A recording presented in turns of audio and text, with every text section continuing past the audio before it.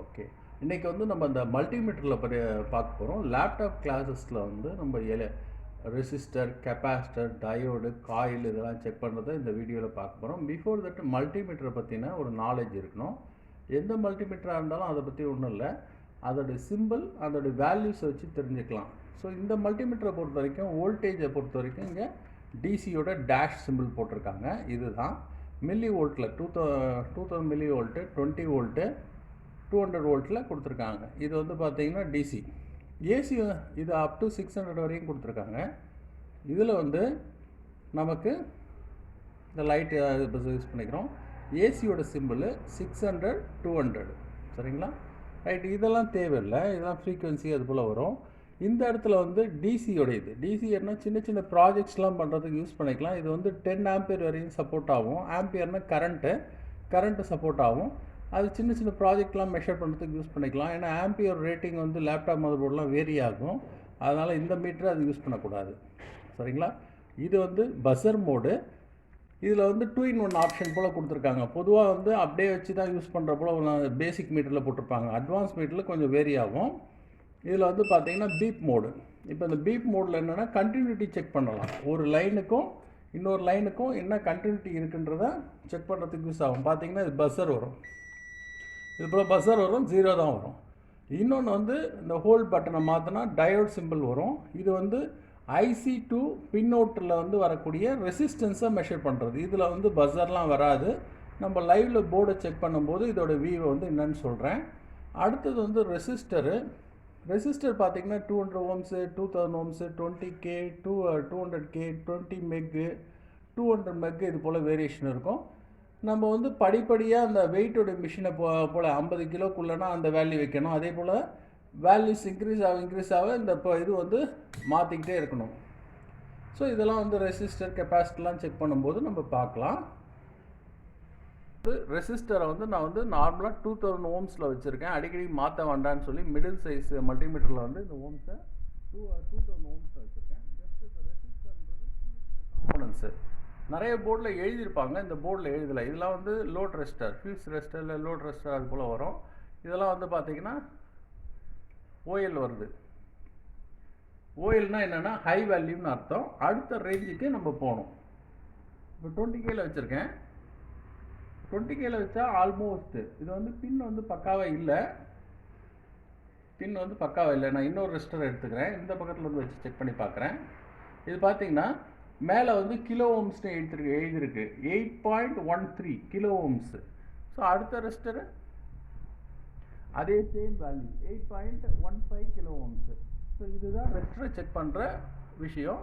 இதெல்லாம் வந்து அப்படியே ஒரு ஃபீஸ் போல் கண்டக்டிவிட்டிக்காக போட்டிருக்காங்க. இதெல்லாம் 0 தான் வரும். நீங்கள் எந்த இதில் வச்சு பார்த்தீங்கன்னாலும் 0 தான் வரும். இதை வந்து பண்டில் ரெசிஸ்டர் இல்லைன்னா பேக்கேஜ் ரெசிஸ்டர்னு சொல்லலாம். இதில் வந்து நம்ம என்ன போட்டிருக்காங்கன்னா 103ன்னு போட்டிருக்காங்க. 10ன்றது ஆக்சுவல் வேல்யூவே எடுத்துக்கணும். 3னா 3 சைபர்ஸு. அப்போ இது வந்து என்னென்னா 10K வரும். ஆக்சுவலாக இதில் வந்து நான் முன்னாடியே செக் பண்ணி பார்த்தேன், 10K வரல, 6 பாயிண்ட் சம்திங் தான் வருது. மேபி நம்பர் ப்ராப்ளமாக இருக்கலாம். அப்படி இல்லைன்னா இந்த ரெசிஸ்டரை எடுத்துகிட்டு தனியாக செக் பண்ணணும். வேரி ஆகுது. தனியாக எடுத்து செக் பண்ணால் கரெக்டாக இருக்க வாய்ப்புகள் உண்டு. பாருங்க, இது எல்லாமே தனித்தனியாக. ஏன்னா எஸ்எம்டியோட கான்செப்ட் வந்து என்னென்னா நான் போர்டை வந்து சின்னது பண்ணணும், காம்பனன்ட்ஸ் வந்து இன்டெகிரேட் பண்ணணும். ஸோ இதுதான் இதோடைய ஐடியா. ஸோ 7.97 வருது. ஸோ அப்படியே எடுத்து வச்சா நம்ம தனியாக ரெஜிஸ்டர் வச்சு பார்த்தா அது கரெக்டாக இருக்கும் வேல்யூ. சரிங்களா? இதெல்லாம் டேட்டா ப்ராசஸிங்காக வச்சுருக்காங்க. அப்படியே இருக்கும். ஒரு நிமிஷம். இதில் பாருங்கள், சிபியூ இங்கே இருக்குது பாருங்கள், எஸ்ஓசி சிப்பு, அதோடைய ரெசிஸ்டர். ஸோ இங்கே போட்டிருக்காங்க பாருங்கள். எல்லாத்துக்கும் 10K ரெசிஸ்டர் தான் யூஸ் பண்ணியிருக்காங்க. 7.27 அது போல் வருது. எடுத்து தனியாக வச்சு செக் பண்ணி பார்க்கலாம். இல்லைனா ஆக்சுவலாக நம்பர் மேபி ப்ராப்ளமாக இருக்கலாம். சரிங்களா? அடுத்தது இது கெப்பாசிட்டர் வந்து நான் என்ன சொல்கிறேன்னா டயோட் மோடில் வச்சுருக்கேன். எனக்கு வேல்யூஸ் வந்து ஒரு சைடில் வேல்யூஸ் வரும், இது போல் 95 வரும். ரிவர்ஸில் வச்சிங்கன்னா நமக்கு இது வந்து ஆல்மோஸ்ட் கண்டக்டிவிட்டி காம்பனன்ஸ் இந்த சைடில் உள்ள ப்ராசர் ரிலேட்டடாக கண்டக்டிவிட்டி காம்பனன்ஸாக இருக்குது. அதனால் இதோட வேல்யூஸ் வந்து லோவாகவே இருக்குது. நம்ம தனியாக வச்சு பார்த்தா இது வந்து என்ன காமிக்கணும்னா ஓஎல்னு காமிக்கும், ஓவர் லிமிட்டுன்னு காமிக்கணும். அப்படி காமிக்குதான்னு பார்க்கணும். இதெல்லாம் வந்து வருது. ஆனால் 0 ஓம்ஸ் வந்தால் தான் ஷார்ட்டுன்னு எடுத்துப்போம். நான் இதை தனியாக சிபியூ இல்லாத இடத்துல செக் பண்ணி காமிக்கிறேன்.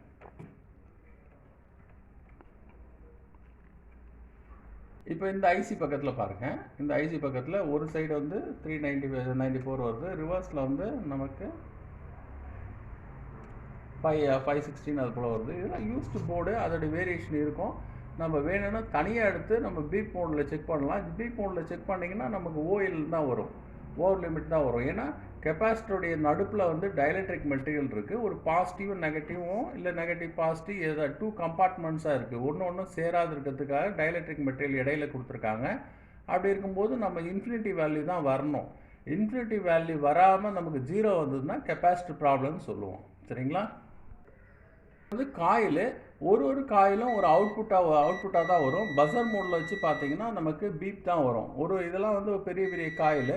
ஏன்னா இது வந்து ஒரு ஐசியோட கனெக்ட் ஆகிருக்கு. ஐசியோட கனெக்ட் ஆகிருக்குன்னா இதோடைய ஃப்ரீக்வன்சி பல்சேட்டிங் டிசி வந்து இங்கே கிரியேட் ஆகும். இந்த பக்கம் அவுட்புட் வந்து கெப்பாசிட்டர் வழியாக ஃபில்டர் ஆகி வரும். நம்ம இடையில வந்து இதோடைய கண்டினியூட்டி நல்லா இருக்கான்னு பார்க்கணும். ஏன்னா இது வந்து பெரிய காம்பனண்ட்டு. ஸோ நாளடைவில் வந்து ஸ்மஜ் ஆகி ஒரு ட்ரை சால்டிங் வர வாய்ப்பு உண்டு. ஸோ அதனால் ட்ரை சால்டிங் அடித்து நம்ம பார்க்கலாம் சின்ன ஒர்க்குக்கு. பாருங்கள், இதெல்லாம் வந்து பீப் தான் வரும். காயில்னால பீப் வெறும் கம்பி சுற்றுதானே, அதனால் பீப் சவுண்ட் தான் வரும். சம் பிளேசஸில் வந்து சின்ன காயில்ஸ் வந்து யூஸ் பண்ணியிருப்பாங்க. இந்த இடத்துல பார்த்தீங்கன்னா சின்ன காயில் யூஸ் பண்ணியிருக்காங்க. ஏன்னா இது மெயின் 19.5 வோல்ட்லேருந்து நமக்கு இந்த காயிலுக்கு வருது, ஃப்ளோ வந்து இதில் வருது. சின்ன காயில் யூஸ் பண்ணியிருக்காங்க. காயில் என்னத்துக்காக யூஸ் பண்ணுறாங்கன்னா ட்ராப், இந்த லாங் டிஸ்டன்ஸ் ஆகும்போது ட்ராப் ஆகும். ஒரு பஃபரிங் ஆகி போய் இப்போ இங்கேருந்து இன்னொரு இடத்துக்கு ட்ரான்ஸ்ஃபர் ஆகணும். இப்போ இதை மேனேஜ் பண்ணுறதுக்கு ஒரு சின்ன பஃபரிங் தேவைப்படுது. அதனால் காயில் முன்கூட்டியே தன்னுடைய எனர்ஜியை வந்து ஸ்டோர் பண்ணி வச்சுக்கும். அப்போ ப்ராப்பராக ஃபாஸ்ட்டாகவும் டிஸ்சார்ஜ் ஆகும். அதனால் காயில் ட்ராப் அவுட் ஆகாது இருக்கிறதுக்கு யூஸ் பண்ணுவாங்க.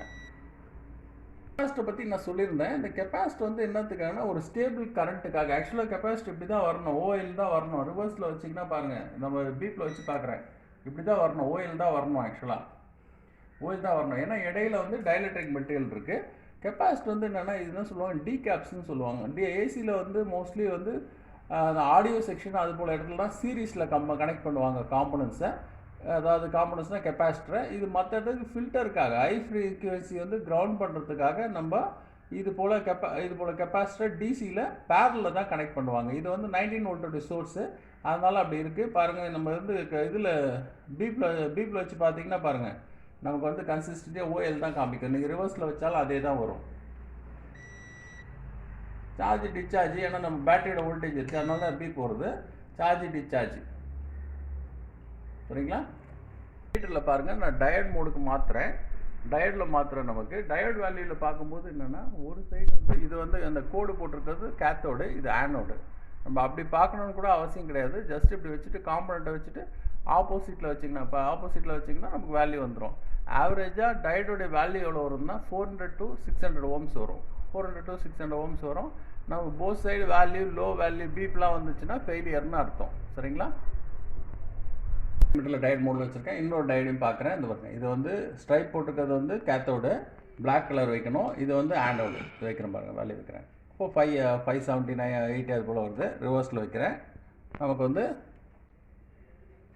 அதான் மோர் தென் 1000 ஓம்ஸ்க்கு மேலே வருது. ரிவர்ஸ் ப்ரொடெக்ஷன் வருது. சரிங்களா? ரைட். இது வந்து நார்மலாக தான் இருக்குது. வேணும்னா நம்ம ரொம்ப வீக்காக இருந்தது, ஒரு 100 ஓம்ஸ் கீழெல்லாம் வந்ததுன்னு சொன்னால் நம்ம தனியாக எடுத்து செக் பண்ணி பார்க்கலாம். சரிங்களா?